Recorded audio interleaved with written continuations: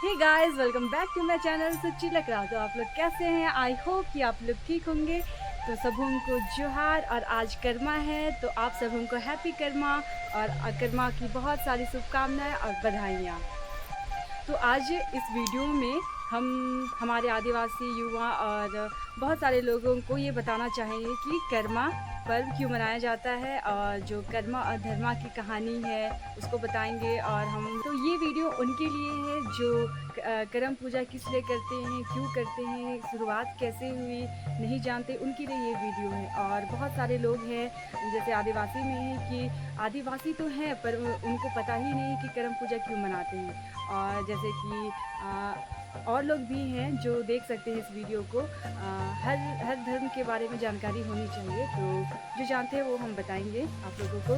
तो जैसे कि आप जानते ही हैं कि करम पूजा माघ महीने के शुक्ल पक्ष की एकादशी में हम लोग मनाते हैं। और ये भाई बहनों का त्यौहार है। भाई अपने भाइयों की लंबी उम्र के लिए ये मतलब पूजा करती है, उपवास रखती है। और भाई लोग भी उपवास रखते हैं और वो भी पूजा करते हैं।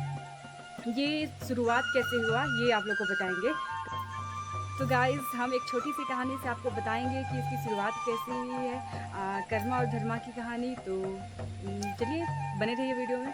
तो एक गांव में एक दंपति थे। दंपति मतलब होता है पति पत्नी, बिरसा और ननकी। कई वर्ष इनका मतलब ये पति पत्नी थे, तो कई वर्ष हो जाता है तो इनको पुत्र की प्राप्ति नहीं होती है। तो एक दिन क्या करते हैं, ये बारी जाते हैं काम करने के लिए। तो काम करने के लिए जाते हैं, काम कर करके वे थक जाते हैं। और थक जाते हैं तो वे आराम करने के लिए करम पेड़ के नीचे बैठते हैं। तो ऐसे ही दोनों कोई पति पत्नी बात करते हैं। बात करते करते ननकी को आ जाता है नींद, तो वो सो जाती है। फिर ननकी का स्वप्न में करमदेव आते हैं और बोलते हैं कि अगर तुम मेरे पेड़ का करम पेड़ का 3 डाल को काट करके आंगन में या फिर अखड़ा में लेके गाड़ोगी और उसको पूजा करोगी तो तुम्हें पुत्र की प्राप्ति होगी। तो वो जागती है, फिर अपने पति को दिशा को बताती है कि मेरे स्वप्न में तो करमदेव आए थे और बोल रहे थे कि अगर तुम मेरी 3 डाल को काट कर अखाड़ा या फिर जो होता है ना आंगन, तो वहाँ गाड़ के पूजा करोगी तो तुम्हें पुत्र की प्राप्ति होगी। तो बिरसा बोलता है कि ठीक है, करके देखते हैं। तो बिरसा और ननकी जाते हैं, करम डाल को काट के लेके आते हैं और अखड़ा में गाड़ते हैं और उसकी पूजा याचना और नृत्य के साथ श्रद्धा के साथ पूजा करते हैं। और मतलब 1 साल के बाद उनको पुत्र की प्राप्ति होती है, वो भी जुड़वा पुत्र की प्राप्ति होती है। और बड़ा का नाम था कर्मा और छोटा का नाम धर्मा। ऐसे ही मतलब कई वर्ष हो जाते हैं और उनके 7 पुत्र होते हैं और एक पुत्री होती है। सबसे छोटा पुत्र का नाम रहता है लीटा और पुत्री का नाम रहता है कर्मी।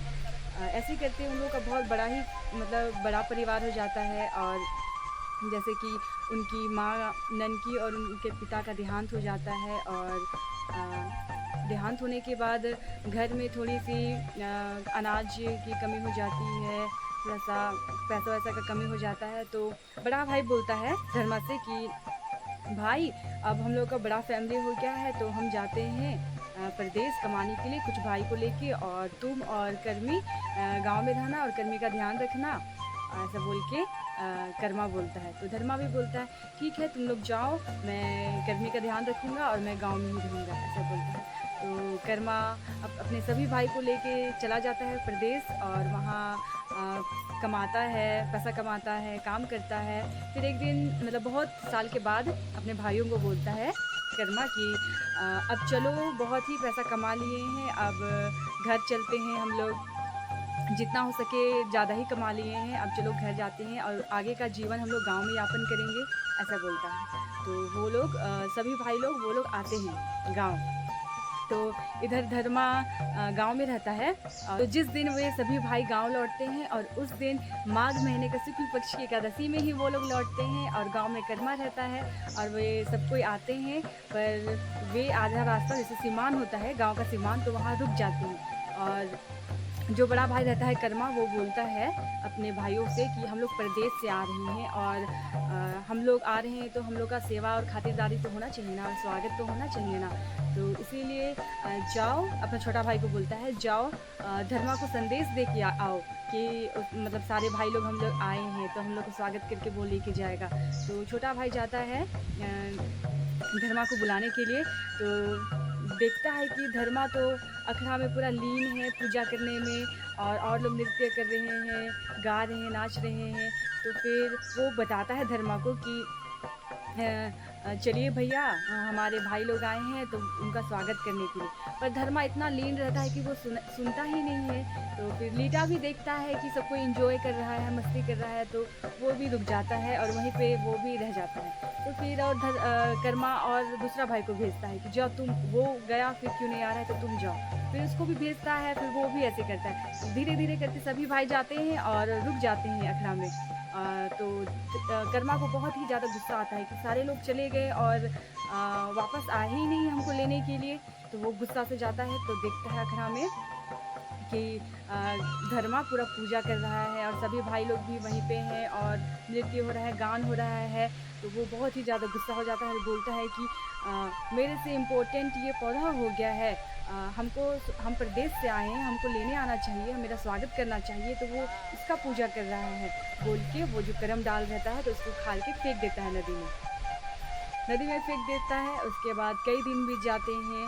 तो फिर उनके घर में दुख का पहाड़ टूट पड़ता है, अनाज की कमी हो जाती है, उनका फसल अच्छी तरह नहीं होता है और घर में बीमार होने लगते हैं आदमी लोग, तो औरत लोग भी सभी कोई बीमार होने लगते हैं। एक दिन कर्मा सोता है तो आकाशवाणी होती है और उसके स्वापन में करमदेव आते हैं और कहते हैं कि तूने मेरा अपमान किया है और अगर तुम वो जो करम डाल को तुम फेंका है उसको तुम ले के आएगा ढूंढ के और तुम अखड़ा में गाड़ के पूरे सम्मान से मेरा पूजा करेगा तो तुम्हारा जो भी दुख है वो हट जाएगा और तुम्हारा खुशहाल जीवन रहेगा और तुम्हें धन संपत्ति की कमी नहीं होगी, ऐसे बोलते हैं। तो फिर वे सुबह उठता है और सोचता है वो कि क्या करे, अब करमदेव का सपना आया था तो हमको तो जाना पड़ेगा, ऐसा बोलता है। फिर वो करम डाल की खोज में निकल जाता है। तो कई दिन हो जाते हैं, जाते रहता है, कई दिन बीत जाता है। उसके बाद रास्ता में बहुत जोर से उसको प्यास लगता है तो रास्ता में देखता है कि एक छोटे से तालाब में पानी है। तो सोचता है कि पानी पी लेते हैं, ऐसा बोल के तो जाता है पानी पीने के लिए।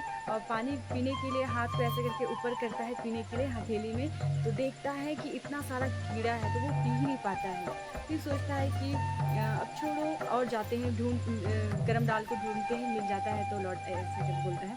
तो फिर और जाता है जिस काम से वो निकला है उसकी ओर चला जाता है। फिर जाते जाते कई दिन बीत जाते हैं। फिर उसको भूख लगता है तो देखता है एक बूढ़ी माँ चूड़ा बेच रही थी। तो जाता है वहाँ पे, फिर चूड़ा लेता है और चूड़ा को खाता है।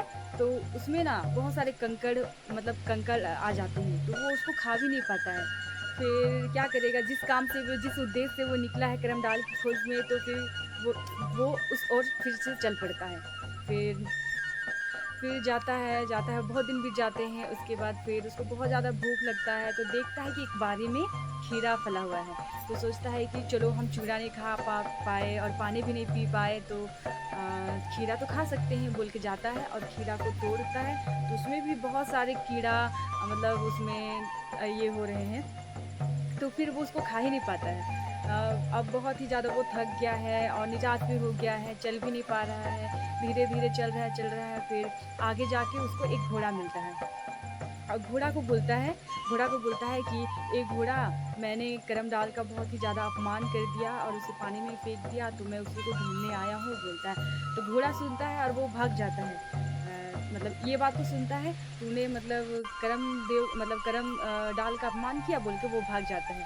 फिर ये कर्मा फिर क्या करेगा, फिर पैदल चलता है। फिर बहुत सारे जानवर, बहुत सारे जीव मिलते हैं उनको, बट पूरी ये सब तो नहीं बता पाएंगे। फिर लास्ट में एक नदी पड़ता है, बहुत बड़ा नदी रहता है। तो वहाँ एक मगरमच्छ फंसा हुआ रहता है। तो नदी के उस पार जाना था उसको। तो कर्मा जाता है सामने, फिर बोलता है मगरमच्छ को कि मगरमच्छ जाल में फंसा हुआ था। तो मगरमच्छ को वो बोलता है कि मगरमच्छ क्या तुम मेरी सहायता करोगे? और वो बताता है जो कुछ भी हुआ था, तो वो सारा चीज़ बताता है कि मैं करमडाल का अपमान किया था और मैं उसी को ढूँढने आया हूँ, ऐसा बोलता है। तो मगरमच्छ इस चीज़ को समझता है और वो बोलता है कि ठीक है, तुम मेरी सहायता कर, मैं तुम्हारी सहायता करूँगा, ऐसे बोलता है। तो फिर कर्मा उसको जाल से हटाता है और जाल से हटाता है और उसका पीठ पे बैठ जाता है और उसको मगरमच्छ पार कर देता है नदी। उसके बाद वो करम डाल को लेके आता है, अखाड़ा में गाड़ता है और उसका पूजा करता है, लोग पूजा करते हैं और बड़े ही रीझ और रंग से पूरा उल्लास के साथ नृत्य करते हैं, गाते हैं। फिर मतलब कर्मा बीत जाता है, करम पूजा बीत जाता है। उसके बाद कई दिनों के बाद उनके घर में, उनके परिवार में खुशहाल लौट आती है और उनकी फसल भी अच्छी मतलब उपजने लगती है और जितने भी भाई-बहन हैं मतलब सारे लोग मिल के रहते हैं, वे लोग बहुत ही खुशहाल ज़िंदगी जीते हैं इसके बाद। तो करम पर्व की शुरुआत मतलब करम पूजा की शुरुआत यही कहानी से हुई और इसके बाद ही हमेशा मतलब करम पूजा मनाते आ रहे हैं हमारे आदिवासी। और जैसे कि हम बताए थे कि चूड़ा, खीरा, पानी और बहुत सारा चीज़ जो रास्ता में मिला हुआ रहता है, तो हम ये चढ़ावा के रूप में चढ़ाते हैं।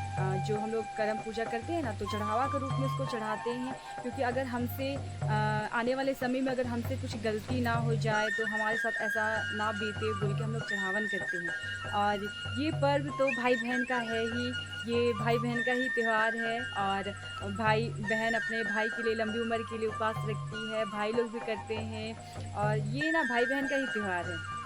और जैसे कि हम लोग यहाँ पे हम लोग जब कहानी सुनते हैं, पूरा कहानी घर गाँव में बताया जाता है, उसके बाद पूछा जाता है कि तुम कर्म करके तुम क्या पाया? तो वो लोग जो उपवासी लोग रहते हैं, वो लोग बोलते हैं कि करम धरम भैया के धरम और कोहना लेके बेटा छुआ। तो ऐसा बोलते हैं। तो जैसे कि बेटा छुआ, तो जैसे कि ननकी और बिरसा जो थे वे करम पूजा करके ही उन्हें पुत्र की प्राप्ति हुई। तो जो अविवाहित जो है, जो उपासी लोग हैं, महिला लोग, तो उपवास करती है, तो आगे आने वाले समय में उनको पुत्र की प्राप्ति हो, ये वे मतलब ये कह के वो खीरा को चढ़ाते हैं कि आने वाले समय में हमें पुत्र की प्राप्ति हो, बोल के वो खीरा को चढ़ाते हैं। तो बस यही था कि बहुत ही लंबा है बट हम छोटा करके बताए आप लोग को। और आप लोग को अगर पसंद आया होगा या फिर हमसे अगर कुछ चीज़ छूट गया होगा तो आप लोग बताइएगा कमेंट करके कि दीदी हाँ आप यहाँ छोड़े हैं बोल के बताइएगा। मेन है कि जैसे कि हर जगह के अनुसार हमारा रीति रिवाज चेंज होता है, मतलब हल्का हल्का हर जगह मतलब कोई जगह ऐसे होता है कि रीति रिवाज चेंज होता ही है, तो कहानी भी उसी टाइप से है कि कुछ जगह अलग अलग तरीके से बताया जाता है कि हमारे आदिवासी समाज में ज़्यादातर हम लोग प्रकृति को ही पूजते हैं, प्रकृति को ही पूजा करते हैं। और अगर आप लोग मतलब आप लोग को वीडियो कैसा लगा, अगर आप लोग को वीडियो अच्छा लगा होगा तो लाइक और सब्सक्राइब ज़रूर कर दें। रजकर्मा का व्लॉग अपलोड होगा तो आप लोग ज़रूर देखिए वो व्लॉग को। तो सबों को बाय और लास्ट में जोहार और हैप्पी कर्मा पूजा।